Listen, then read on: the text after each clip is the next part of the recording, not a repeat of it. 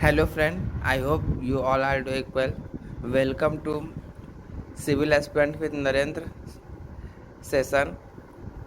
हम लोग इसमें लक्ष्मीकांत का सेशन चला रहे हैं, मतलब कि हम लोग सब शुरू से लेकर मतलब सैलेंट फीचर ऑफ इंडियन कॉन्स्टिट्यूशन से लेकर fundamental right, fundamental duties, DPSP, direct principle of state policy and parliament का सेशन 1, मतलब जिसमें हम लोग लोकसभा राज्यसभा डिस्कस किए। सेशन 1 में पार्ट 1 में पार्लियामेंट पार्ट 2 में हम लोग मोशन डिस्कस किए और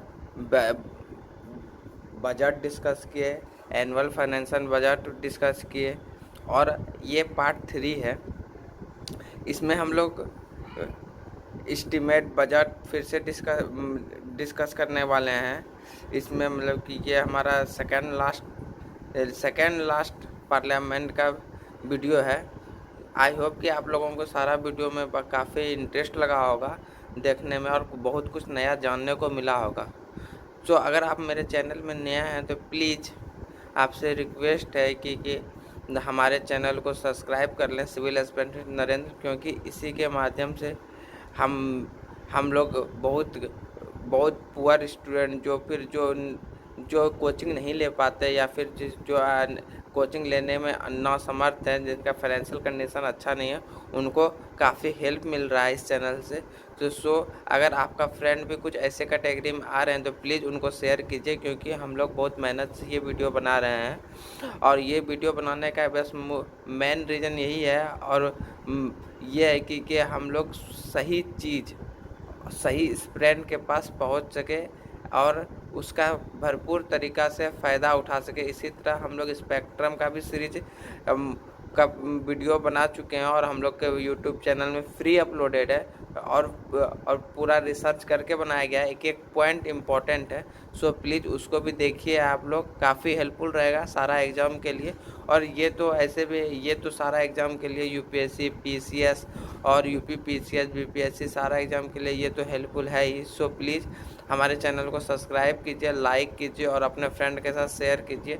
ना ही अधिक समय आप लोग का नहीं लेते हुए चलिए हम लोग वीडियो को स्टार्ट करते हैं और देखते हैं कि इसमें हम लोग को क्या नया सीखने को मिलेगा। So let's start. Second is the general discussion. Third is the scrutiny by the departmental committees. Fourth is the voting on the demand of grants. Fifth is the passing of the appropriation bill. And sixth is finally the passing of the finance bill. अब बात करते हैं, सबसे पहले देखिए, सबसे first step जो होता है प्रेजेंटेशन ऑफ द बजट। अब presentation of the budget is like आप मोर ऑफ कह सकते हो सिंबॉलिक होता है बस। एंड उसमें क्या होता है आपका generally last working day of February को होता है। And since 2017 the presentation of budget has been advocated to the first February से किया गया। इसका भी हम देखेंगे रीज़न, क्योंकि 30 डेज बजट पास होने में कुछ टाइम लगता है। कुछ टाइम तो उतनी देर में हमें जो थोड़ा पैसा चाहिए होता है वो निकाल सकते हैं हम। खैर ये सब हम बाद में बात करेंगे। तो अभी हम लोग इतना जानते हैं फर्स्ट फरवरी को होता है। खैर ये सब चीज़ें इंपॉर्टेंट नहीं है कब होता है कब नहीं, ये तो अल्टीमेटली सरकार पे होता है। जो बजट स्टार्ट होता है प्रेजेंटेशन, वो फाइनेंस मिनिस्टर की बजट स्पीच से होता है, right. And at the end of the speech in the Lok Sabha the budget is laid before the Rajya Sabha, right. And एक चीज़ हमेशा से ध्यान रखना, जहाँ से क्वेश्चन पूछता है राज्यसभा में क्या होता है, it can only discuss the budget. It has no power to vote on the demand of grants. तो जो डिमांड ऑफ ग्रांट जो एक्चुअली मनी से रिगार्डिंग होता है उस पर राज्यसभा वोटिंग नहीं कर सकती। This is the exclusive privilege of the Lok Sabha. इससे क्वेश्चन पूछा जाता है। अब ये भी देखिए क्वेश्चन पूछा जाता है कि बजट डॉक्यूमेंट्स के अंदर क्या क्या होता है। इस टाइप से एमसीक्यू एक बनाया जा सकता है। तो बजट स्पीच होती है, एनुअल फाइनेंशियल स्टेटमेंट होता है, डिमांड ऑफ ग्रांट होता है, अप्रोप्रिएशन बिल, फाइनेंस बिल। फिर उसके बाद क्या होता है, कुछ स्टेटमेंट्स होते हैं जो आपको पता होने चाहिए। कौन कौन से स्टेटमेंट्स होते हैं ये इंपॉर्टेंट है।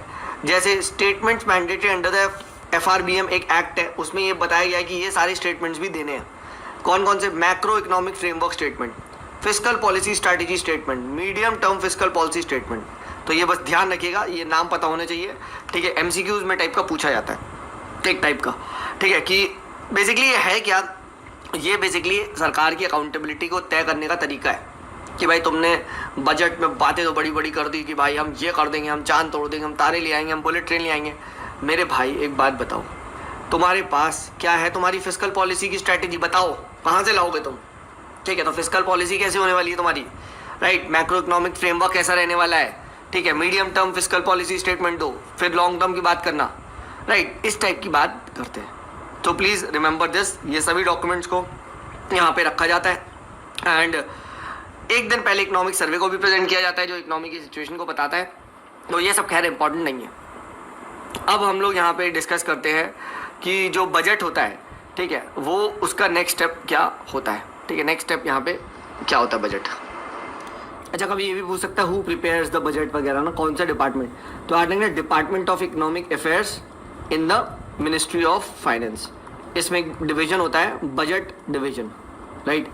तो ये डिपार्टमेंट ऑफ इकोनॉमिक अफेयर्स के अंदर आता है मिनिस्ट्री ऑफ फाइनेंस। तो ये आपको प्रिपेयर करता है, ये ध्यान रखना, ठीक है। पता नहीं कहीं कोई एग्जाम में ये क्वेश्चन पूछा गया था तो अभी मुझे याद आया, ठीक है। अब बात करते हैं, ये हम लोगों ने आज डिस्कस कर ली, ठीक है। और हम लोग ये चीज़ बात कर भी चुके हैं कि भाई देखो जो बजट है, ठीक है, वो क्या है कि 6 स्टेजेस से निकलता है। तो हम लोगों ने देख लिया प्रेजेंटेशन ऑफ द बजट।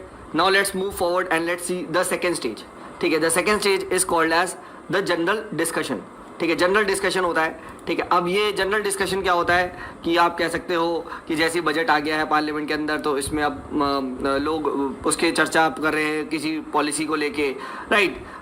पूरे के पूरे बजट के प्रिंसिपल को डिस्कस कर रहे हैं या कोई स्कीम को, या मतलब डिस्कशन टाइप का चल रहा है, राइट। एंड फाइनेंस मिनिस्टर से क्वेश्चन पूछे जा रहे हैं कि ये सब क्या है, ठीक है। तो एक बात याद रखना, सिर्फ यहाँ पे क्वेश्चन बाजी होती है, अभी कुछ वोटिंग नहीं हो रही है, राइट। ये चीज़ ध्यान रखना, ठीक है। Only general discussion. उसके बाद क्या होता है, after the general discussion of the budget is over, अब हाउसेस को कुछ दिनों के लिए एडजर्न कर दिया जाता है कि थैंक यू सो मच, आपने बजट प्रेजेंट कर दिया, आपने बजट पे जनरल डिस्कशन कर लिया, आप घर अपने जाओ। अब वो बजट किसके पास है, वो बजट लोकसभा के पास है, पार्लियामेंट के पास है।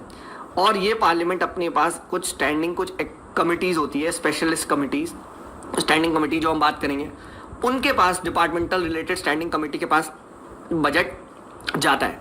याद रखना, अभी वोटिंग नहीं हुई है, अभी वोटिंग हो जाती तो सब कुछ पास हो जाता। तो वोटिंग से पहले कमेटी के पास भेजा जाता है। लगभग 24 डिपार्टमेंटल स्टैंडिंग कमेटीज़ होती है। ये हर एक मिनिस्ट्री की डिमांड ऑफ ग्रांट्स को एनालाइज करती हैं कि तुमने कहीं ज़्यादा तो नहीं मांग लिया, ठीक है। इस टाइप की चीज़ों को देखते हैं, राइट। एंड देन ये सब अपनी जितनी भी 24 कमेटी है जो पार्लियामेंट की है, ये सब क्या करेंगी, ठीक है, ये सब अपनी अपनी रिपोर्ट सौंपेंगी पार्लियामेंट को, ठीक है, कि भाई देखो हमें लगता है इनकी ये डिमांड ऑफ ग्रांट में ये दिक्कत है, इसमें ये ज़्यादा है, ये कम है, एंड दोनों हाउसेस को ये कंसिडरेशन के लिए दिया जाएगा, राइट। ये ध्यान रखना। क्यों कहा जा रहा है, question is important, because of financial control over the ministries is important, else they will ask for what ever you want, right. भाई बजट बना के देना है, राइट। जैसे आज मैं आपको एक अपना एक्सपीरियंस शेयर करता हूँ। So basically I am from मतलब आर्मी स्कूल में I have studied, right. Though I was a civilian, I have no relation to army, and my parents are civilian. So, but what we used to do is वहाँ पे army canteen होती थी, right. अब वहाँ पे क्या है that you all must be knowing कि वहाँ पे बहुत ही टैक्स फ्री एंड बहुत ही सस्ता सामान मिलता है, लाइक जो DO 100 रुपीज़ का 150 रुपीज़ का मार्केट में है, वो वहाँ पे लाइक 100 या में मिल जाएगा, ठीक है। काफ़ी सस्ता पड़ता था, ठीक है। तो अब लोग मिसयूज़ करने लग गए, ठीक है, कि भाई they used to go sir 10 DO, ठीक है, 10 साबुन, राइट, एंड 10 ये 10। अब भाई 10 क्यों DO चाहिए तुम्हें एक बार में, राइट। तो दैट मीन्स कि आप ये ले जाके कहीं ना कहीं 1-2 तो यूज़ करोगे, 3 यूज़ करोगे, 7 आप कहीं और बेच दोगे, राइट। तो इस टाइप की चीज़ें हैं। तो फिर उन्होंने क्या कर दिया, आर्मी कैंटीन वालों ने दे फॉर्म्ड अ रिस्ट्रिक्शन कि भाई एक फैमिली को हम एक टाइम में 2 DO से ज़्यादा नहीं दे सकते, ठीक है। तो वो उन्होंने मंथ का रख दिया कि सर मंथ में सिर्फ आपको 2 DO मिलेंगे, राइट। तो उन्होंने अपने हिसाब से ये बना दिया। तो सेम थिंग आप कह सकते हो डिपार्टमेंटल स्टैंडिंग कमिटीज़ का भी काम है। बिफोर वोटिंग वो जितनी भी डिमांड ऑफ ग्रांट्स है उन सबको they analyse and but remember one thing, army canteen में उन्होंने तो रूल लगा के रोक दिया, बट डिपार्टमेंटल स्टैंडिंग कमिटीज़ रोक नहीं सकती, सिर्फ वो पार्लियामेंट के सामने हाईलाइट करेंगी। अल्टीमेट कॉल इज जब पार्लियामेंट वोट करेगा कि भाई देखो हम तो नहीं दे रहे तुमको, right. So this is the logic, please remember this. खैर ये हम लोगों ने देख लिया, थर्ड स्टेप हो गया। नेक्स्ट आता है इंपॉर्टेंट स्टेप, अब चलेगा voting on the demand of grant, ठीक है। तो अब एक एक डिमांड को प्रेस किया जाएगा जो है, plus reports of departmental standing committees को, ठीक है। एंड उसके बाद क्या होगा, अब मिनिस्ट्री वाइज सबकी डिमांड्स आती जाएंगी एंड सब पे एक एक करके वोट पढ़ा जाएगा, ठीक है। जैसे ही क्या हुआ, एक डिमांड पे वोट हो गया तो बस अब ये ग्रांट हो गया, it becomes a grant. So this is important. The moment the moment a demand is voted it becomes a grant, now you can take out. But ऐसे नहीं, अभी भी नहीं, एक बिल भी पास होगा, राइट. सो मतलब तुम्हें मिल गया, ठीक है. तो इट वोटिंग अपॉन डिमांड, ठीक है. एंड ये ध्यान रखना, a demand becomes a grant when it is duly voted upon. एक चीज यहाँ पे ध्यान रखना, जो मैंने पहले भी रिपीट की थी, वही चीज है जिससे प्रीलिम में क्वेश्चन पूछा जाता है. The voting of the demand of grant is the exclusive privilege of the Lok Sabha. याद रखना, right. That is Rajya Sabha has no power for voting on demand of grant. ये ध्यान रखना. सेकेंड, जो मैंने आपको पहले भी बताई थी कि उसी चीज को वोट किया जाएगा जो एक्सपेंडिचर क्या होता है. दैट इज, आप कह सकते हो, दो टाइप के एक्सपेंडिचर बताए थे. एक होता है votable part of the consolidated fund of India होता है, उसका दो पार्ट होता है. एक होता है वोटेबल पार्ट, ठीक है. एक होता है आपका non votable part. Non votable part, ठीक है. तो जो वोटेबल पार्ट है उसी पे ही किया जाएगा. जो नॉन वोटेबल पार्ट है that is charge upon the consolidated fund of India, वो तो वोट होगा ही नहीं, वो तो बिल्कुल अलग हो जाएगा, right. You can not change that, ठीक है. तो पार्लियामेंट उस पर वोट नहीं कर सकता. ये चीज़ ध्यान रखता. एंड एवरी डिमांड को सेपरेटली वोट किया जाता है लोकसभा. एंड इस टाइम क्या हो सकता है, इस टाइम ही आता है पार्लियामेंट का कैची चलाने का वक्त. कैची चलाना मतलब कट द डिमांड, ठीक है. वही बात, 10 DO मांगे हैं, ठीक है. 10 DO क्यों चाहिए भाई तुम्हें 10 DO?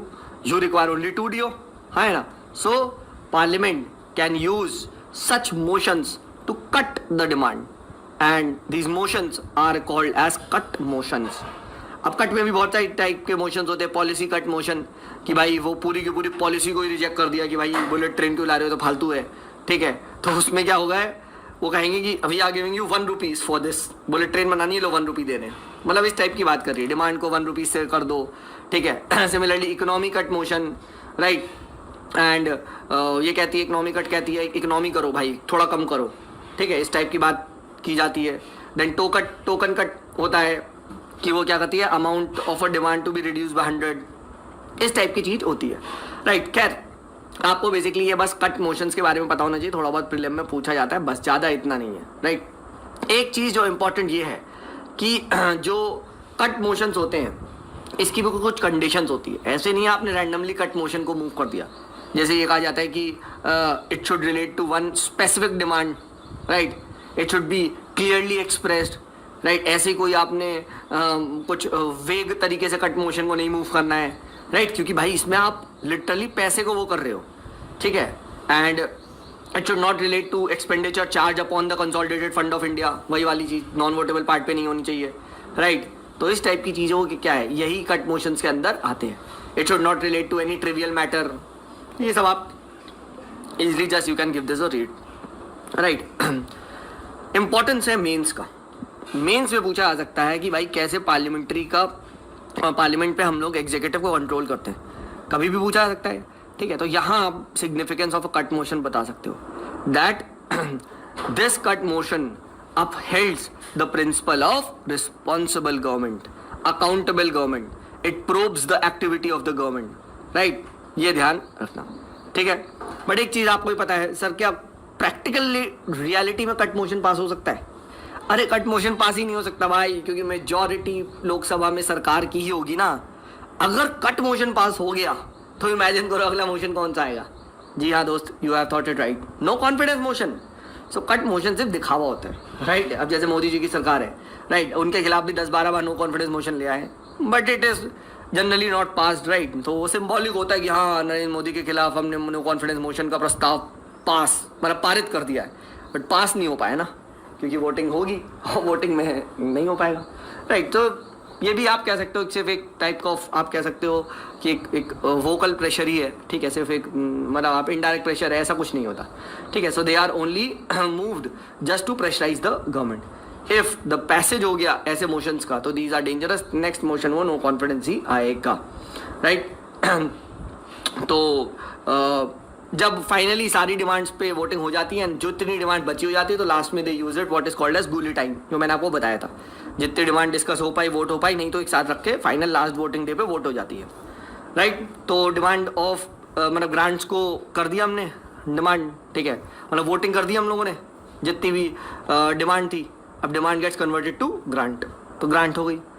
अब क्या होता है, अब एक कॉन्स्टिट्यूशन में लिखा है व्हाट, कॉन्स्टिट्यूशन में ये क्लियरली लिखा है दैट कि भाई अगर आपको कंसोलिडेटेड फंड ऑफ इंडिया से पैसे निकालने हैं तो आपको एक बिल लेके आना पड़ेगा, right, and that bill, that act, ठीक है, उसके हिसाब से ही आप क्या कर सकते हो, उस लॉ के हिसाब से ही पैसे निकलेंगे। यानी हर साल जब भी सरकार को पैसा निकालना है तो एक बिल, एक एक्ट लेके आना पड़ेगा, हाँ है ना, ठीक है, और यही होता है आपका अप्रोप्रिएशन एक्ट। ये ध्यान रखना, an appropriation bill is introduced to provide for the appropriate out of the consolidated fund of India, right. और क्यों, क्या अप्रोप्रिएट किया जाता है, क्या अप्रोप्रिएट किया जाता है? अरे अभी जो तुमने वोट दिया मेरे भाई, the grants voted by the Lok Sabha, sir देखो लोकसभा ने हमें ग्रांट दे दी है, वोट दे दिया है सर, अब लाओ एक बिल और उस बिल में आपका पैसा होगा और वो बिल में से पैसा निकले जाएगा। So that is called as the appropriation bill. अब ये ध्यान रखना, no such amendments can be propose to the appropriation bill in either house of the parliament. क्यों?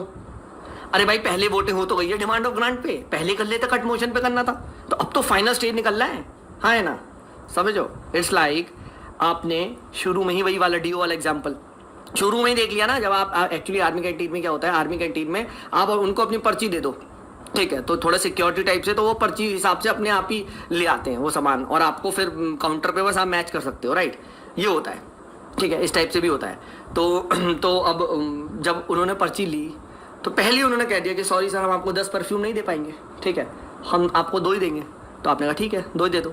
अब 2 आ गया, फाइनल पैक हो रहा है, फिर उन्होंने एक और निकाल लिया कि 1 देंगे, ऐसा थोड़ी ना होता है भाई, grants have been voted by the Lok Sabha, now you just need to give the money, ठीक है। तो no such amendments can be made appropriation to the can be propose to the appropriation bill in either house of the parliament that will have the effect of varying the amount और altering the destination of the grant voted, ठीक है। तो ये यहाँ पे ध्यान रखना, appropriation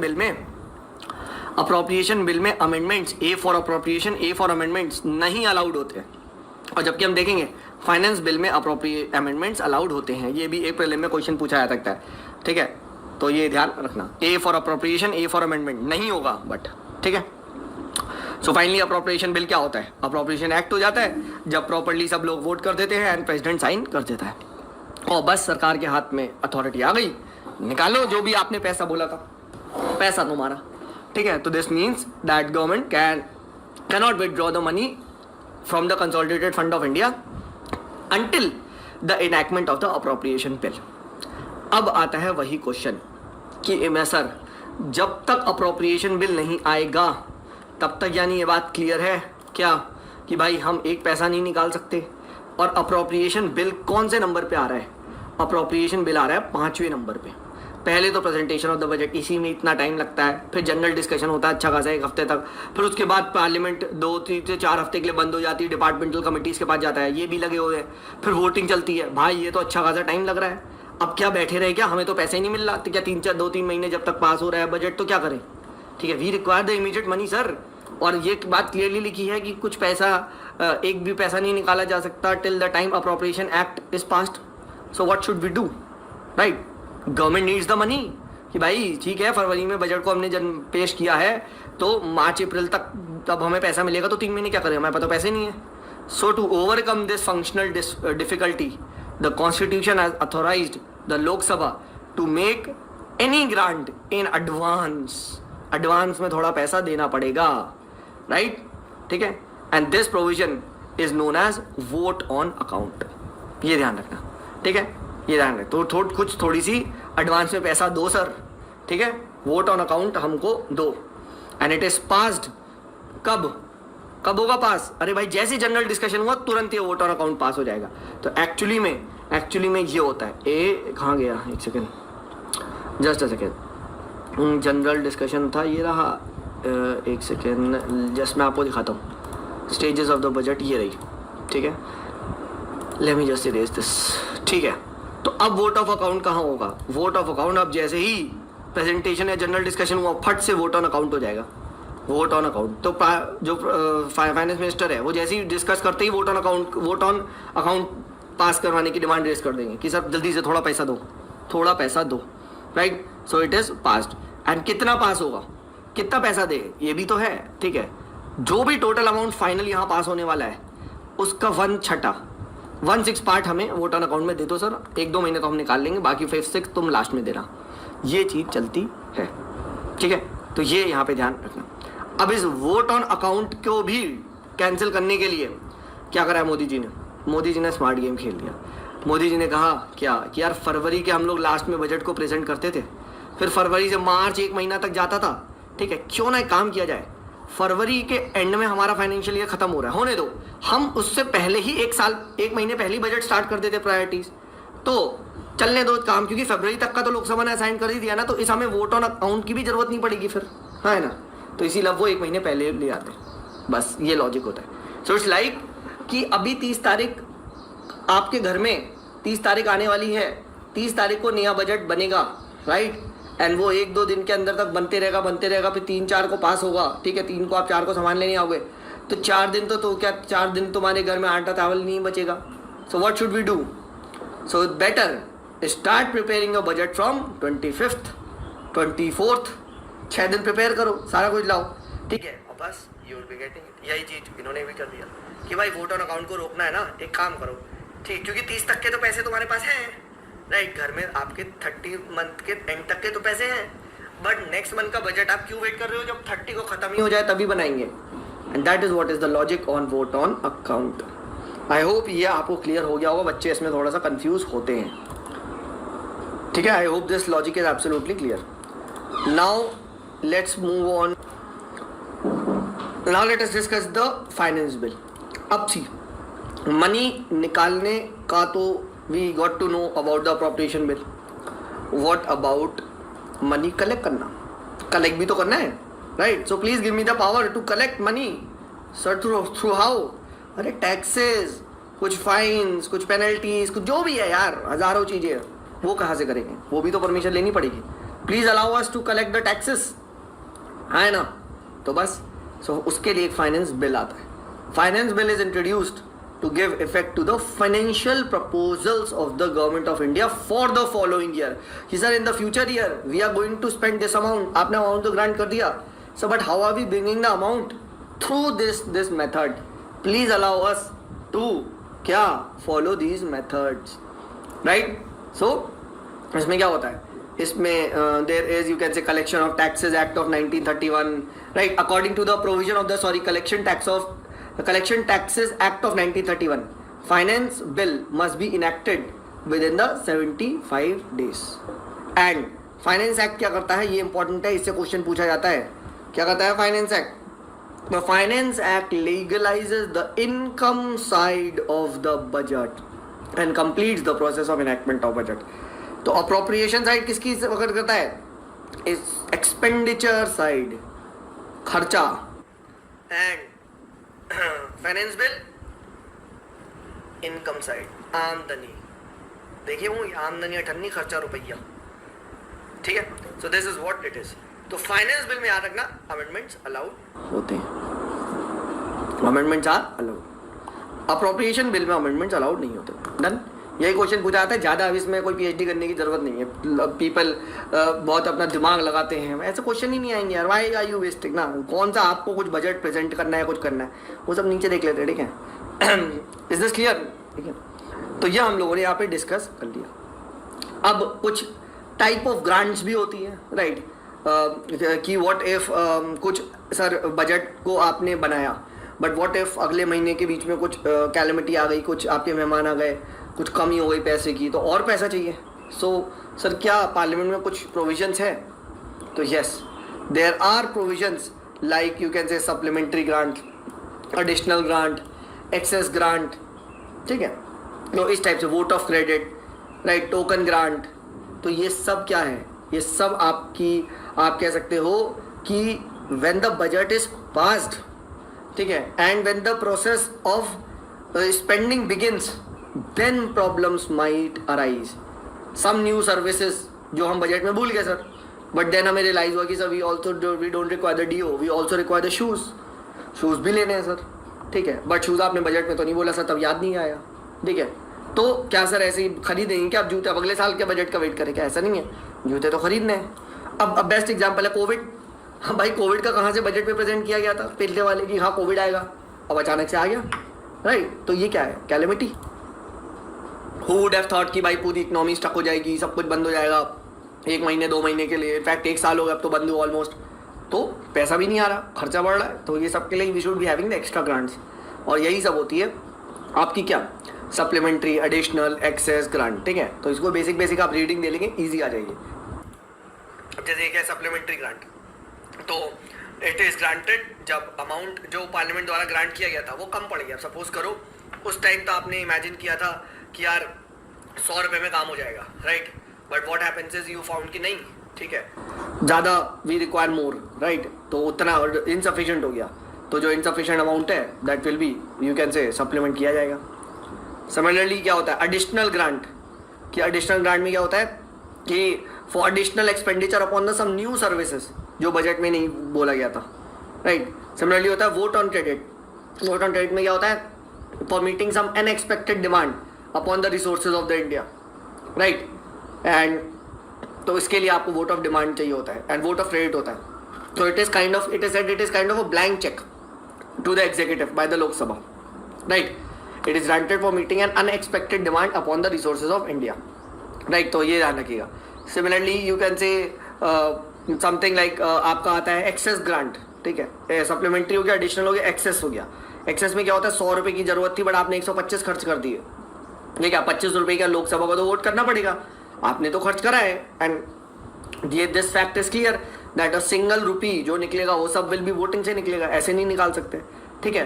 तो ये क्या होगा, ये आफ्टर द फाइनेंशियल ईयर इसमें वोटिंग होगी कि भाई 100 रुपये बोला था हमने 125 खर्च करिए सर, तो 25 रुपये की वोटिंग करो, राइट। तो ये होती है। तो इस टाइप से डिफरेंट ग्रांट्स आपकी होती रहती है, प्लीज रिमेंबर दिस, राइट। तो ये हम लोगों ने यहाँ पे देख लिया।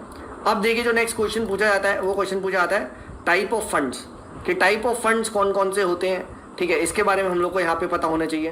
तो 3 फंड देखिए कॉन्स्टिट्यूशन ऑफ इंडिया में लिखे गए हैं। सबसे पहला जो आता है that is the consolidated fund of India, and ये आर्टिकल भी पता होना चाहिए, that is called as 226 article में ये चीज़ें लिखी गई हैं। The next is called as the second is the public account of India, ये भी 266 में मेंशन्ड है। And the third is the contingency fund of India, right. तो अब एक एक करके फंड को भी देख लेते हैं। That consolidated fund of India क्या होता है, तो देखिए ये सबसे बड़ा फंड होता है। It is the fund to which all the you can say receipts are credited and all payments are debited, right. अब कौन कौन सी रिसिप्ट्स होती है, all revenues receive by the government of India, जो भी लोन्स रेज कर रही हैं, जो भी मनी बाहर से आ रहा है, ठीक है, जो भी मनी पे कर रहे हैं, तो ये सब आप कह सकते हो कि सारा का सारा कंसोलिडेटेड फंड ऑफ इंडिया से होता है। इंपॉर्टेंट इसमें लास्ट लाइन से जो क्वेश्चन आता है that no money out of this fund can be appropriated, right, issue और drawn except in accordance with the parliamentary law. तो पार्लियामेंट का पूरा यहाँ पे कंट्रोल होता है कंसोलिडेटेड फंड ऑफ इंडिया पे, राइट, ये ध्यान रखते हो, ठीक है। अब होता है पब्लिक अकाउंट ऑफ इंडिया। तो देखिए ये सेकेंड टाइप का फंड होता है 266 में, जिसमें कंसोलिडेटेड फंड ऑफ इंडिया के अलावा और जो पैसे यहाँ से जाते हैं और आते हैं, ठीक है, that is on the public account of India. जैसे इसमें होता है judicial deposits, saving bank deposit, departmental deposit, remittances, ठीक है, these are on the public account of India, right. And ये generally public account of India में जितने भी ट्रांजेक्शन्स होते हैं these are the nature of banking transaction, थोड़ी देर में आया चला गया, ठीक है, ये यहाँ पे ध्यान रखना। उसके अलावा होता है एक थर्ड फंड होता है कंटिजेंसी फंड ऑफ इंडिया, ठीक है। अब कंटिजेंसी का मतलब ही है कि कुछ मुसीबत आ गई या कुछ ग्रेव क्राइसिस आ गया, तो उसके लिए आपके पास कुछ एक फंड होना चाहिए। तो the parliament enacted the contingency fund of India act 1950, जिसके थ्रू ये फंड को बनाया गया, एंड ये प्रेसिडेंट के हाथ में होता है, right. He can make advances out of it to meet the unforeseen expenditure pending it authorisation by the parliament. And ये जनरली फाइनेंस सेक्रेटरी कंट्रोल करता है on the behalf of the क्या आपका president of India, right. And जो दोनों public account and जो public account of India and contingency fund of India, ये generally it is operated by the executive action. इसके लिए पार्लियामेंट में ऐसा कुछ दिक्कत नहीं है कि पहले लॉ बनाओ फिर पैसा निकालो, ठीक है, जैसा कि कंसोलिडेटेड फंड ऑफ इंडिया में। तो ये ध्यान रखिएगा, यहाँ पे ज़्यादा एग्जीक्यूटिव का कंट्रोल होता है, और मकसद यही है कि भाई कुछ अनफोर्सीन एक्सपेंडिचर आ जाए राइट, ठीक है। बाद में देखो, बाद में तो सब पे वोटिंग होगी कंट्रोल की, क्योंकि एक्चुअली में क्या होता है कुछ स्टूडेंट कंफ्यूज होते हैं sir, contingency fund of India पे ऐसे तो कुछ भी कराएगा। भाई कंटिजेंसी फंड ऑफ इंडिया में भी पैसा कंसोलिडेटेड फंड ऑफ इंडिया से ही आता है। तो पहला पैसा आया कंसोलिडेटेड फंड ऑफ इंडिया में, उसके बाद इसको इसमें अप्रोप्रिएट किया गया, राइट। तो जब यहाँ वोटिंग हो गई है तो फिर क्या करेंगे यहाँ वोटिंग करके, ये चीज़ ध्यान रखना, ठीक है। तो दिस इज इम्पॉर्टेंट। चलिए, तो ये हम लोगों ने कंटिजेंसी फंड ऑफ इंडिया के बारे में बात कर लिया। तीनों फंड के बारे में पता होना चाहिए। मोस्ट इंपॉर्टेंट है कंसोलिडेटेड फंड, ठीक है। और उसमें भी दो टाइप के होते हैं, राइट, एक वोटेबल एक नॉन वोटेबल, तो ये ध्यान रखना। खैर, हमने डिस्कस कर लिया, right. Now let us move on to very very important, that is the next topic is the multi functional role of the parliament. Now this is very very important for mains में question. I hope friend आपको ये video अच्छा लग रहा होगा। हम लोग ने पूरा बजट का contingency fund of India, public fund of India, consolidated fund of India, सारा ये सब हम लोग ने वेल डिफाइन एंड डिस्कस किया है। सो आप लोगों को काफ़ी अच्छा और आनंद लग रहा होगा इस वीडियो लेक्चर को देखने में। सो प्लीज़ अगर आप मेरे चैनल में नए हैं तो प्लीज़ मेरे चैनल को सब्सक्राइब कीजिए, सिविल एस्पिरेंट विद नरेंद्र को, and press the bell icon क्योंकि आपको सबसे पहले वीडियो मिल सके। और अगर वीडियो अच्छा लग रहा होगा तो please like the video and अपने फ्रेंडों के साथ शेयर कीजिए इस वीडियो को प्लीज़। जैसे legislative powers, executive power, financial power, constituent powers, judicial powers, electoral powers, other powers. तो अब if we talk about the legislative power and function, तो भाई ये तो सबसे बड़ा ही फंक्शन, सबसे प्राइमरी फंक्शन ही यही है कि भाई you will make the laws for the governance of the country, right. And union list पे क्लियरली बात बोली गई है कि 100 से ज़्यादा सब्जेक्ट है जिसको एक्सक्लूसिवली आप ही लेजिस्लेट करोगे, राइट। एंड यूनियन लिस्ट पे भाई भी क्या है, सॉरी कंकरेंट लिस्ट पे भी पार्लियामेंट की ही पावर ऊपर होती है, राइट। इमरजेंसी में स्टेट लिस्ट पे भी आप बना सकते हो लॉ, ठीक है। तो ये सब क्या आता है, ये सब आपका सब किस में अंदर आता है, लेजिस्लेटिव पावर के अंदर ही आता है, ये ध्यान रखना। क्या सर पार्लियामेंट स्टेट लिस्ट पे भी लॉ बना सकता है? Yes, it can make law. कब? When the Rajya Sabha passes a resolution that the parliament should make law on the particular subject. Second, when there is a proclamation of the national emergency, तभी भी हो सकता है। Third, when 2 or more states make a joint request to the parliament कि sir बनाओ, तो ये भी हो सकता है। Fourth, कभी इंटरनेशनल अग्रीमेंट या कुछ आप कह सकते हो ट्रीटीज कन्वेंशन को लाना है, इफेक्ट में लाना है, तो पार्लियामेंट कैन मेक लॉ, ठीक है। Fifth, when presidents rule is operation in the state, तो ये एक बार क्वेश्चन पूछा गया था कि when president rule is under, when any state is under the president rule, who makes law for that particular state? Option था central government, second parliament, third president, fourth था नन ऑफ द अबव, ठीक है। तो अधिकतर लोगों ने सोचा अरे स्टेट होता है तो president, parliament of India, parliament के पास लेजिस्लेटिव पावर आती है, ये ध्यान रखना, ठीक है। प्रेसिडेंट क्या करता है, प्रेसिडेंट थ्रू इज ऑफिसर्स वहां पे उसको एग्जीक्यूट करता है, याद रखना, ठीक है। तो ये हम लोगों ने यहाँ पे डिस्कस कर लिया। This is called as legislative powers, ठीक है। एक और टर्म आता है डेलीगेटेड लेजिस्लेशन, यहीं पे समझ लो। एक्चुअली में यार parliamentarians are very novice in nature, और ना ही पार्लियामेंट पे इतना टाइम है कि पूरे डिटेल्ड लॉज को बनाए। तो पार्लियामेंट क्या करता है, पार्लियामेंट बस एक ढांचा बना देता है, इस टाइप का एक टाइप का ढांचा बना दिया, ठीक है, और लॉ का बस, और वो छोड़ देगा एग्जीक्यूटिव पे। एग्जीक्यूटिव क्या करता है इस पर प्रूफ डिफरेंट सिचुएशन में, तो that is left to the executive. So parliament what it does is it just creates a framework of the parent law, the rest things are left to the executive, please remember this, and this is known as delegated legislation or executive legislation or subordinate legislation, right। हालांकि बाद में such rules regulations को parliament definitely analyse कर सकता है, examine कर सकता है, बट स्टिल पावर किसके पास हो जाती है, एग्जीक्यूटिव पे, ये यहाँ पे ध्यान रखना, राइट। तो ये हम लोगों ने डिस्कस कर लिया, ठीक है। Let's move on to the next role, ठीक है, कि एग्जीक्यूटिव पावर, तो एग्जीक्यूटिव पावर तो यस पार्लियामेंट में हमने देखा है कि भाई हमारे यहाँ पार्लियामेंट्री फॉर्म ऑफ गवर्नमेंट है जहाँ पे executive is responsible to the parliament, बिल्कुल, and hence parliament exercises control over the executive. कैसे? वही सब चीज़ें, क्वेश्चन आवर, 0 आवर,